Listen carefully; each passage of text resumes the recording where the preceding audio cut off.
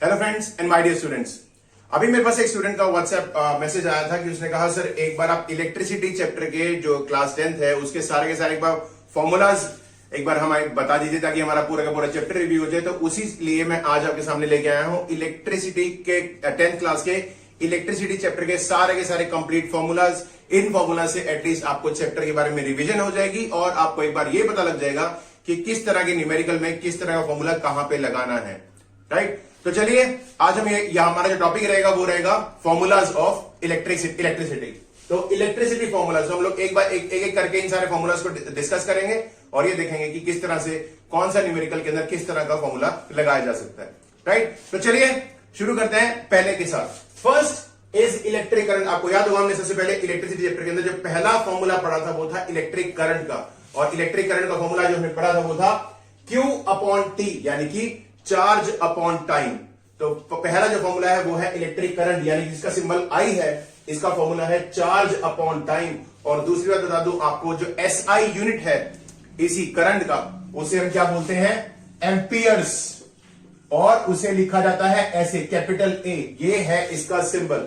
तो electric current का जो पहला है हमारे इलेक्ट्रिक करंट, उसका फॉर्मूला हो गया चार्ज अपॉन टाइम।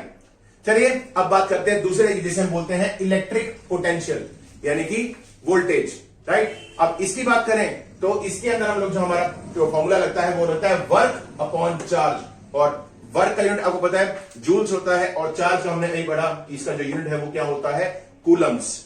तो हमारा जो पोटेंशियल है V, उसका फॉर्मूला होगा वर्क अपॉन चार्ज, और इसका यूनिट रहेगा वोल्ट्स, जिसका हम लोग सिंबल कैपिटल B भी रखते हैं।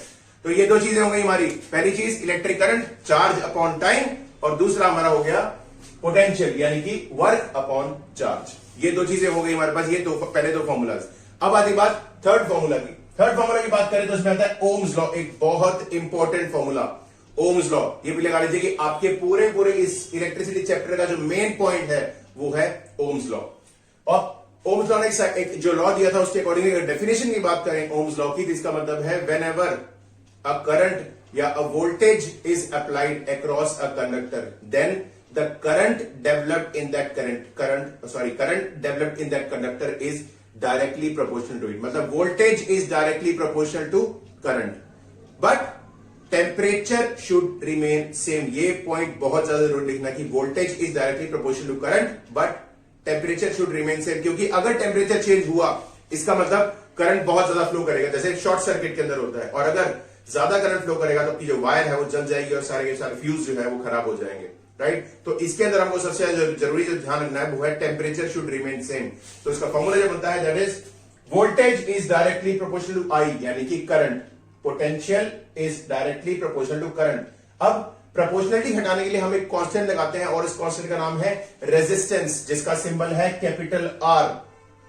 राइट, तो V is equal to I into R। ये R है कांस्टेंट, इसे बोलते हैं हम लोग कांस्टेंट ऑफ प्रोपोर्शनलिटी, लेकिन इसका जो नाम है वो है रेजिस्टेंस।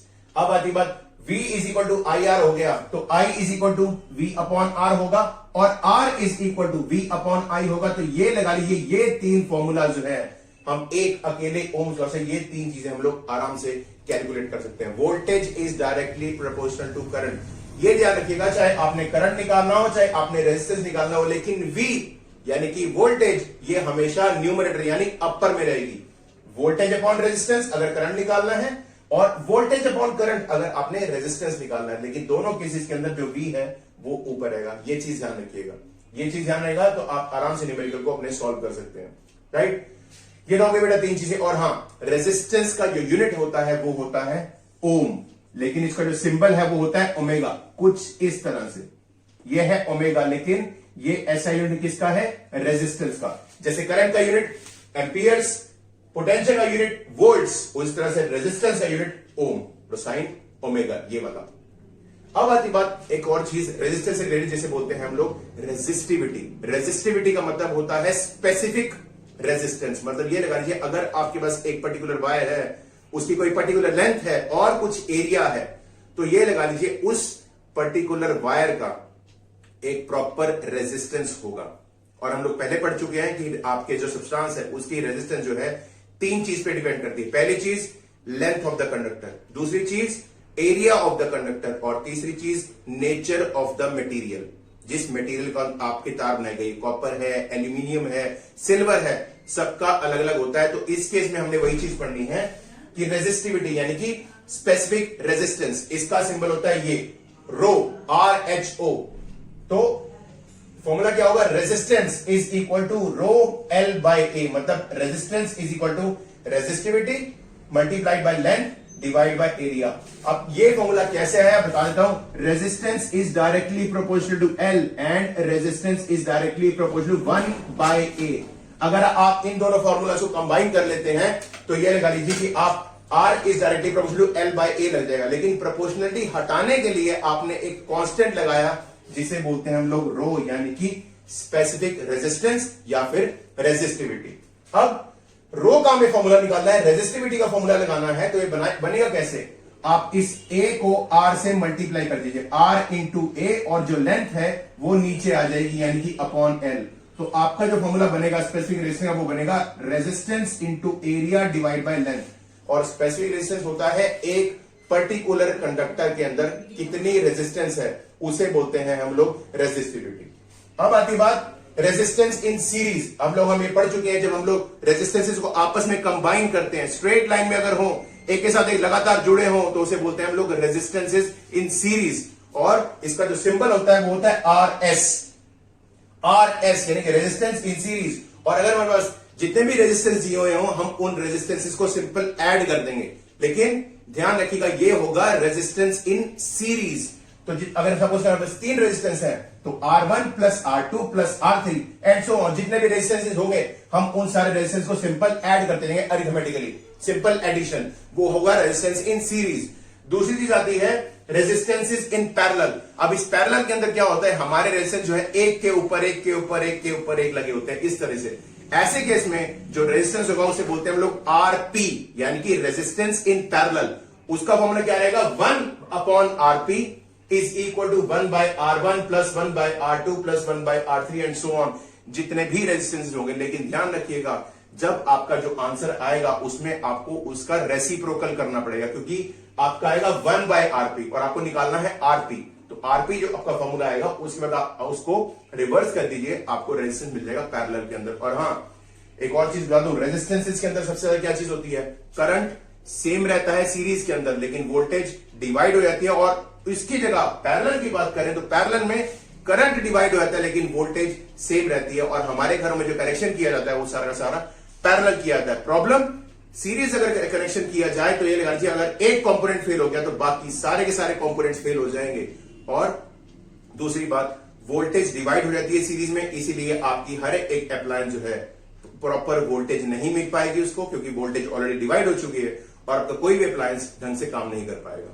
तो ये प्रॉब्लम रहती है सीरीज के अंदर, इसलिए हम लोग घर में पैरेलल कनेक्शन कराते हैं।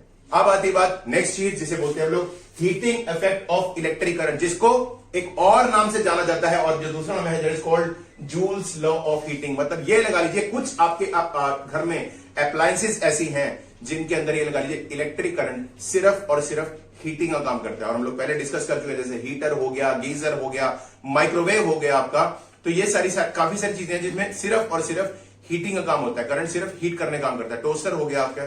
तो ऐसे केस में जब हम लोग करंट पास करें किसी डिवाइस के थ्रू और उसके अंदर हीटिंग प्रोड्यूस होगी, तो वो हीटिंग जो प्रोड्यूस होगी उसका फॉर्मूला क्या है, कैसे कैलकुलेट करेंगे, तो फॉर्मूला है H is equal to I square यानी करंट का स्क्वायर इंटू R यानी रेजिस्टेंस और T यानी कि टाइम। आपका ये लगा लीजिए जो सब्सटेंस के अंदर जो हीट प्रोड्यूस हो रही है वो करंट के स्क्वायर पे, रेजिस्टेंस पे और टाइम पे डायरेक्टली प्रोपोर्शनल है। इन तीनों चीजों को आप लोगों ने मल्टीप्लाई कर देना और आपको फॉर्मूला मिल जाएगा। दूसरी चीज इसी के अंदर I स्क्वायर RT, सपोज करिए अगर आपको इनमें से कोई चीज नहीं दी हुई, सपोज करिए एक चीज मिसिंग है, तो आपके पास एक और फॉर्मूला है दैट इज कॉल्ड VIT। ये फॉर्मूला भी लगा सकते हैं। तो हमारे पास जो है जूल्स लॉ ऑफ हीटिंग के अंदर 3 फॉर्मूले आ गए, H is equal to I square RT या फिर H is equal to VIT, voltage into current into time, या फिर करंट का square into resistance into time. तो सपोज करिए अगर आपको न्यूमेरिकल के अंदर रेजिस्टेंस की जगह करंट दे दिया गया तो आप लोग ये फॉर्मूला लगा सकते हैं, लेकिन अगर करंट की जगह रेजिस्टेंस दे दिया गया तो हम लोग ये वाला फॉर्मूला लगा सकते हैं, सॉरी वोल्टेज की जगह। तो ऐसे केसेस के अंदर, ऐसे न्यूमेरिकल्स के अंदर ये लगा लीजिए आपको ध्यान रखना है कि हमारे पास कौन कौन से फॉर्मूलाज हैं, किस किस फॉर्म में अवेलेबल हैं और किस समय हम लोग कौन से न्यूमेरिकल में किस तरह का फॉर्मूला लगा सकते हैं।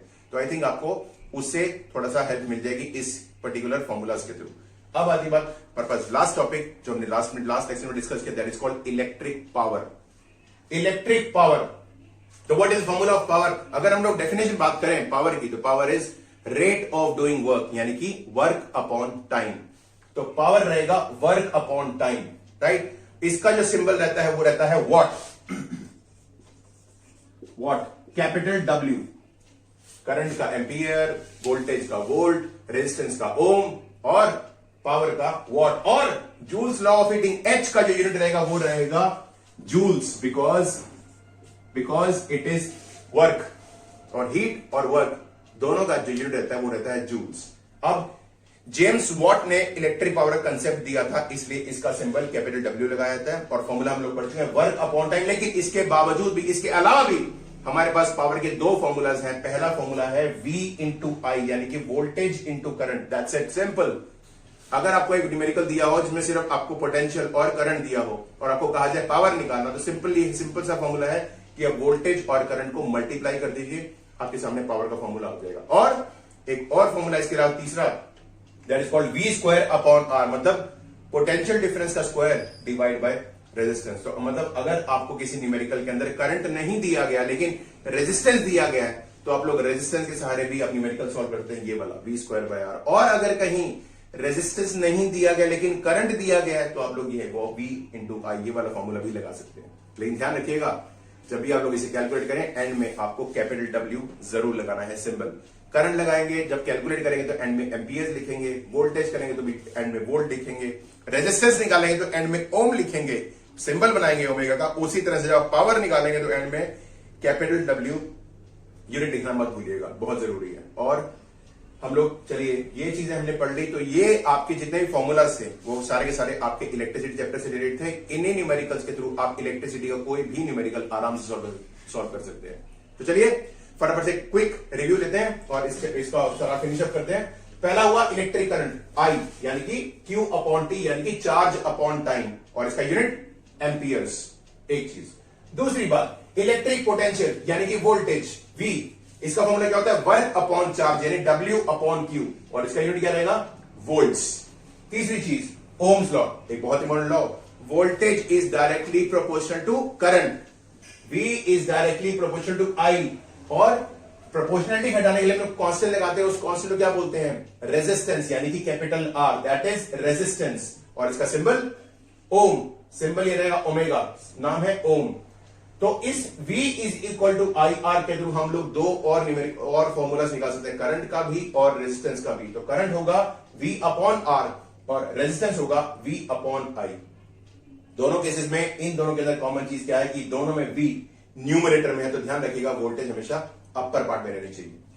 तीसरी, नेक्स्ट है रेजिस्टिविटी, यानी कि स्पेसिफिक रेजिस्टेंस। एक पर्टिकुलर वायर के अंदर जो मटेरियल यूज किया गया उसको बनाने के लिए, उस मटेरियल के अकॉर्डिंगली उसकी रेजिस्टिविटी क्या होती है, उसे बोलते हैं हम लोग, रेजिस्टिविटी को एक और नाम दिया था स्पेसिफिक रेजिस्टेंस। तो इसका जो फॉर्मूला है resistance into area upon length. ये फॉर्मूला कैसे आया मैं आपको पहले बता चुका हूं।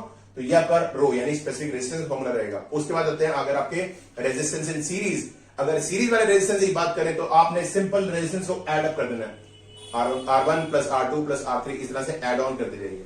नेक्स्ट रहेगा आपका रेजिस्टेंस इन पैरेलल, इसमें 1 बाय RP is equal to 1 by R1 plus 1 by R2 plus 1 by R3, इसमें आपने रेसिप्रोकल लेके चलना है पैरेलल के अंदर।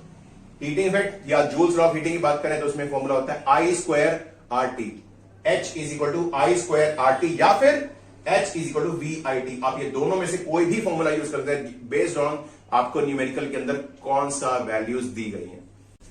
ये हो गया बेटा जूल्स लॉ ऑफ हीटिंग। अब हम बात करते हैं नेक्स्ट चीज की, जिसे बोलते हैं हम लोग इलेक्ट्रिक पावर, यानी कि लास्ट हमारा फॉर्मूला है P, जिसका यूनिट होता है वॉट। फॉर्मूला रहेगा पावर का वर्क अपॉन टाइम, तो W अपॉन T, ये तो एक यूनिट है वॉट। इसे बोलते हैं, जेम्स वॉट नाम के साइंटिस्ट ने पावर का कंसेप्ट दिया था, इसीलिए हम लोग इस टॉपिक, इसको हम लोग जो सिंबल देते हैं, इसे जो ऐसा यूनिट देते हैं वो रहता है वॉट। दूसरी बात, फॉर्मूला रहेगा P is equal to V into I, power is equal to V voltage into current, और दूसरा power is equal to V square voltage का स्क्वायर अपॉन R। तो ये देखिए जिस हिसाब से जो आपको न्यूमेरिकल दिया होगा, जो वैल्यू दी गई होंगी, उसके अकॉर्डिंगली आप इनमें से कोई भी फॉर्मूला पुट करके आप लोग ये आराम से पावर निकाल सकते हैं। तो आई होप ये सारी आपको चीजें क्लियर हो गई होंगी, सारे फॉर्मूलाज एक बार रिव्यू हो गए होंगे। फॉर्मूलाज के रिगार्डिंग या डेरिवेशन के रिगार्डिंग अगर आपको कहीं भी कोई भी प्रॉब्लम हो तो आप मुझे प्लीज मैसेज में भेजिएगा, ताकि मैं आपकी चीज को जल्दी जल्दी सॉल्व कर सकूं। नेक्स्ट लेक्चर के अंदर हम लोग हमारा जो टॉपिक रहेगा पावर, इससे रिलेटेड हमारे कुछ न्यूमेरिकल्स थे, उन न्यूमेरिकल्स को हम लोग सॉल्व करेंगे और इस चैप्टर को फिनिश ऑफ कर देंगे। इस पूरे चैप्टर के अंदर, इलेक्ट्रिसिटी चैप्टर के अंदर, अगर आप स्टूडेंट्स को कोई भी किसी भी तरह की प्रॉब्लम आ रही हो तो please send me your messages in comment section. I'll definitely revert back to you. Right? Thank you very much.